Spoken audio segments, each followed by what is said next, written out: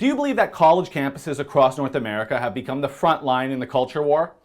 It's hard to find places with more rampant social justice warrior activism, and of course, the modern university campus is the birthplace of the safe space, the trigger warning, and my personal favorite, the microaggression.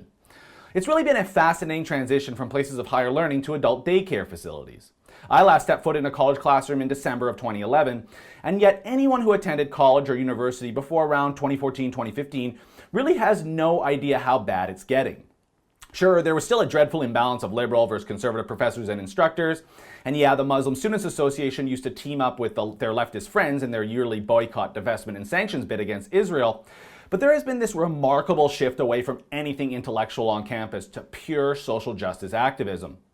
Don't believe me? Well, take just this latest example in the Simon Fraser University publication known as The Peak. Under the heading Stuff We Like and Don't Like was a quick blurb about how much The Peak's editor, Max Hill, loves New Zealand pop star Lorde's new song Greenlight. And under the stuff we don't like is, wait for it, yeah, white people.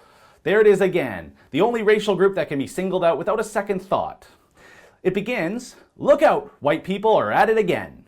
And then he enters into a diatribe about the reaction of white people to the new horror film Get Out.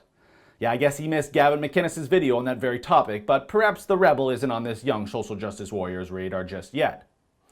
This white blaming, white shaming, or whatever you want to call it, is actually the antithesis of intellectualism. There's literally no thoughtful argument or position being sought by people who participate in this kind of behavior.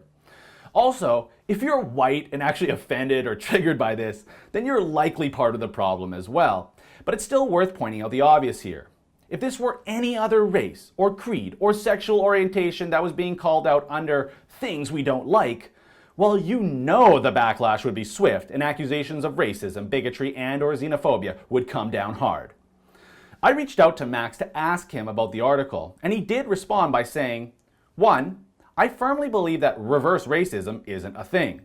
And to equate this article to actual instances of racism endured by people of color is insulting and ridiculous. As a white man, I felt that it was important to call out other white people who respond to discussions about racism with defensiveness rather than openness and empathy. 2, again, it was meant as a joke. And I don't feel that I did anything to imply that The Peak had ever been victim to any feedback like this in the past, as we never have to my knowledge. First, okay, so you were joking. But Max, jokes are supposed to be funny. And second, it's interesting that when you look at what else he's published during his time as editor-in-chief of The Peak, well, it's an article where he sides with Black Lives Matter over the Vancouver police regarding their participation in the Vancouver Pride Parade. You know, this is despite absolutely no one I talked to at last year's Pride, gay, straight, or whatever, agreeing with Black Lives Matter over our police. They all wanted the police in the parade marching proud.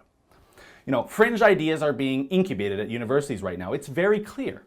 And unless we see a systemic shift in the way society values a post-secondary education and what kind of exchange of ideas, offensive or not, can occur on campus, then I'm convinced students will come out more closed-minded with all their preconceived biases confirmed and, well, quite possibly actually less intelligent than when they started.